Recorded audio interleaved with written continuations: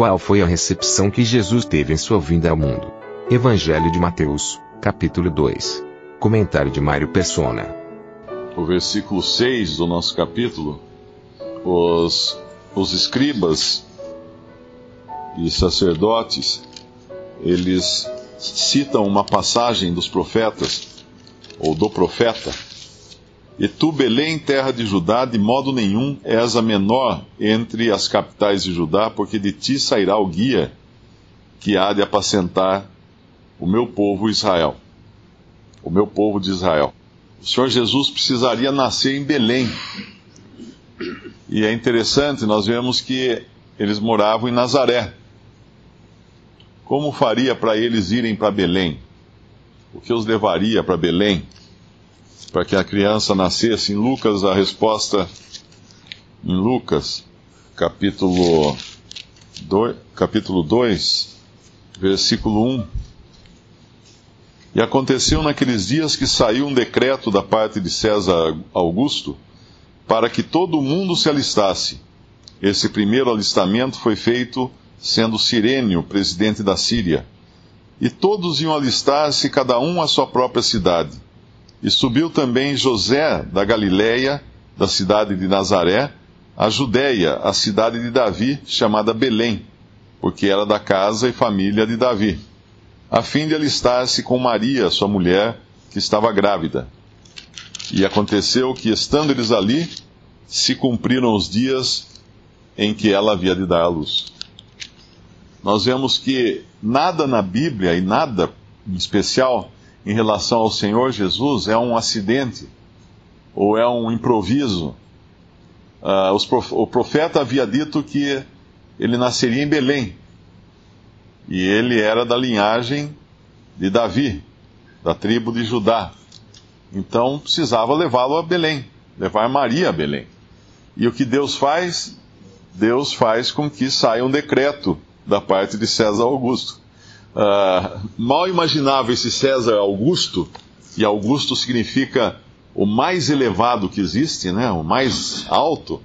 Mal imaginava ele que ele estava sendo dirigido por outro mais augusto do que o próprio César, que era Deus.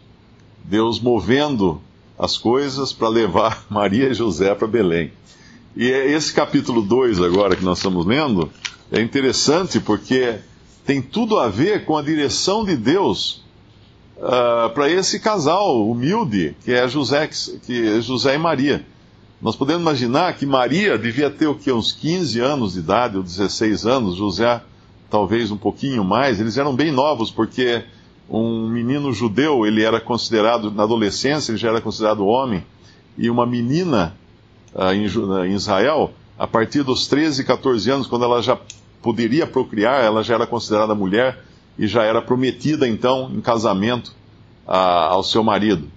Eles eram bem jovens, a gente sabe que a expectativa de vida também naquela época era muito menor que hoje. E estavam ali esses dois jovens e precisava de alguém para guiá-los. Então Deus faz um César Augusto fazer um decreto para levá-los para Belém. E lá em Belém, agora, tem um rei querendo matá-los, ou querendo matar a criança, né? Que é o tema aqui da nossa passagem do capítulo. O que nós vemos então? Também José avisado no versículo 13: "E tendo-se eles retirado, eis que o anjo do Senhor apareceu a José em sonhos, dizendo: Levanta-te e toma o menino e sua mãe, e foge para o Egito, demora-te lá até que eu te diga, porque Herodes há de procurar o menino para o matar." E aí vai então Deus novamente agora avisando José e Maria para irem para o Egito. E Herodes cumpre então o seu intento criminoso, e no versículo 19 Deus resolve encerrar a carreira de Herodes. Morto, porém, Herodes, ou seja, aquele homem que desafiou a Deus, que se colocou a serviço do dragão, que é Satanás, é morto agora, porque nenhum homem consegue cumprir os seus próprios planos, a revelia de Deus. E Deus tinha um plano para essa criança, Deus tinha um plano para José e Maria, então ele tira Herodes de cena, no versículo 19, e o anjo do Senhor, como havia prometido no versículo 13, aparece mais uma vez em sonho a José no Egito, e dizendo que ele pode voltar então para a terra de Israel. Nós vemos que Deus estava no controle de tudo, absolutamente tudo. Todo o caminho do Senhor na terra estava tudo previsto e tudo controlado. Não foi assim alguém que veio aqui querer fazer o bem e teve seus planos frustrados porque na última hora foi preso e pregado numa cruz. Não, tudo estava determinado. Os profetas já haviam escrito, tintim por tintim, tudo o que aconteceria a ele.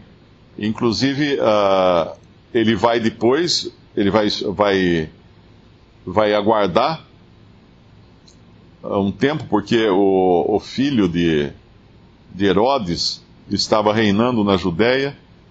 Eles aguardam um tempo e eles vão para Galiléia e depois habitam na cidade de Nazaré, no versículo 23. E assim foi em todo o caminho do Senhor aqui, sempre dirigido por Deus. É interessante um outro detalhe aqui, que no versículo 23 fala que ele será chamado Nazareno pelos profetas, mas nenhum profeta o chama especificamente de Nazareno nas profecias. E existe uma distinção aqui que Darby faz, inclusive, nos versículos anteriores, no 15, fala para que se cumprisse o que foi dito da parte do Senhor pelo profeta. Depois, no versículo 17, então se cumpriu o que foi dito pelo profeta Jeremias. E aí vem aquilo que havia sido dito. Mas quando chega no versículo 23, ele fala para que se cumprisse o que fora dito pelos profetas. Não é um profeta específico que teria dito que ele seria chamado Nazareno, mas os profetas de uma maneira geral. E não seria exatamente o nome de Nazareno, que ele é chamado aqui de Nazareno, mas provavelmente porque de Nazaré não podia vir coisa boa, como fala lá em João. Podemos abrir em João, Evangelho de João, capítulo 1, versículo 45.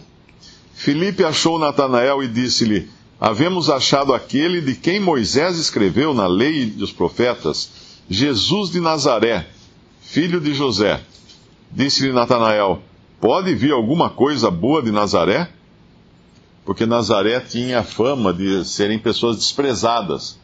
E nesse sentido, sim, o Senhor, todos os profetas, de modo geral, disseram que ele seria desprezado, que ele seria, portanto, um nazareno, no sentido de desprezado. Algumas traduções antigas erraram aqui, colocando ele como nazireu. Ele seria chamado nazireu, mas não é. Ele não era nazireu.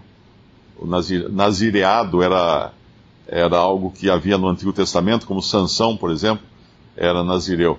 Mas o Senhor Jesus não era nazireu, mas ele era nazareno porque ele era desprezado. Toda essa direção de Deus, cuidando do seu filho aqui no mundo, desde pequenino, nos faz lembrar a passagem em João,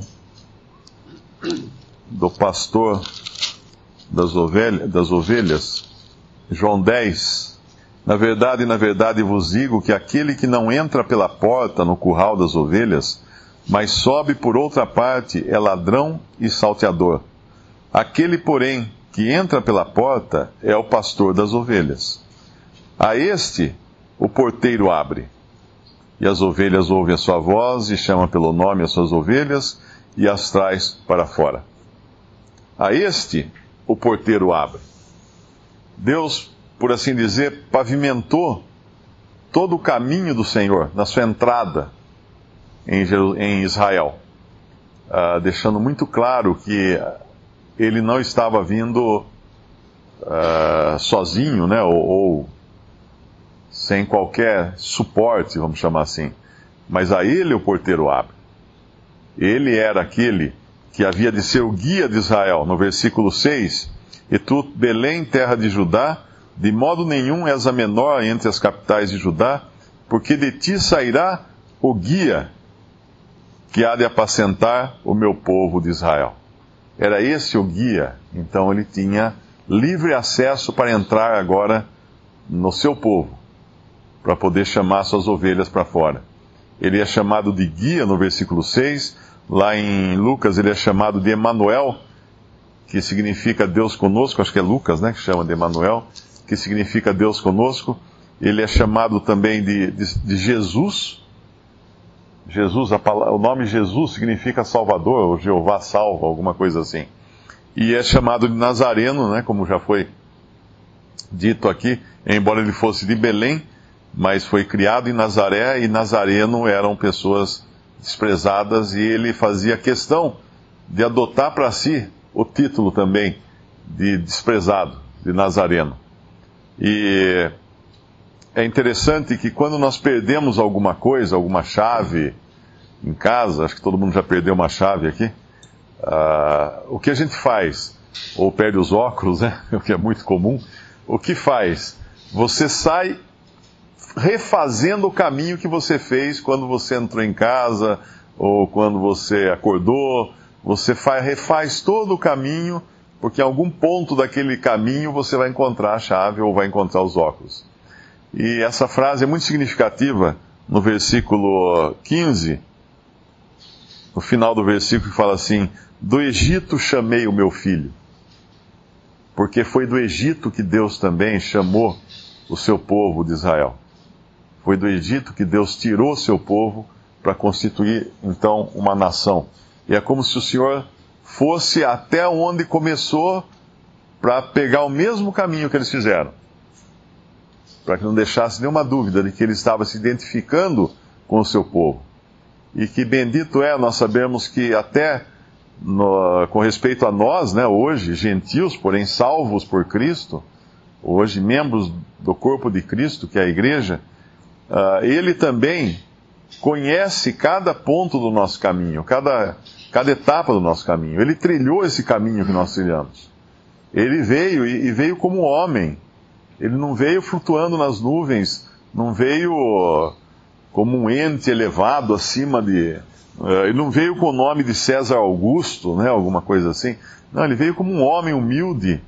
E ele passou por tudo que nós passamos aqui. Ele sofreu, ele foi perseguido, ele passou fome, passou sede, passou frio. Ele teve que ser uma criança indefesa nos braços de sua mãe. Ele cresceu como uma criança, como qualquer criança cresce nesse mundo, e andou aqui. Ele foi experimentado e ele conhece exatamente.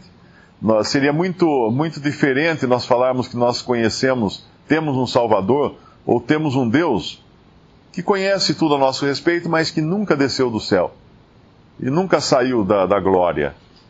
Conhece teoricamente o que nós passamos. Claro que Deus conhece todas as coisas, mas o Senhor Jesus precisou vir aqui e aprender coisa que ele não teria como aprender antes. Ele aprendeu obediência. Imagina aquele que é homem e Deus aprender obediência. Ele foi obediente a seus pais. Você não pode imaginar uma coisa dessa? O próprio Senhor da Glória, aquele que criou o universo, sendo obediente a José e Maria. E esse é o Senhor que nós temos, esse é o Salvador que nós temos. Esse é aquele que refez o nosso caminho aqui, sem pecado, porém, como quem diz, para encontrar as chaves que nós havíamos perdido. Geralmente nos concentramos em Herodes como sendo aquele que queria matar o Senhor, e faz até algum sentido, porque ele não queria perder o trono, e ele nem era israelita, ele era idumeu. Mas quando nós vemos que a notícia do nascimento daquele que iria ser rei de Israel chega a Jerusalém, não só Herodes se perturba, mas toda Jerusalém com ele. E agora no versículo 20, no 19 fala da morte de Herodes, mas no 20 fala, dizendo: levanta-te, toma o menino e sua mãe e vai para a terra de Israel, porque já estão mortos os que procuravam a morte do menino. Ou seja, não era só Herodes, tinha muita gente querendo matar essa criança. Visite Respondi.com.br. Visite também 3minutos.net.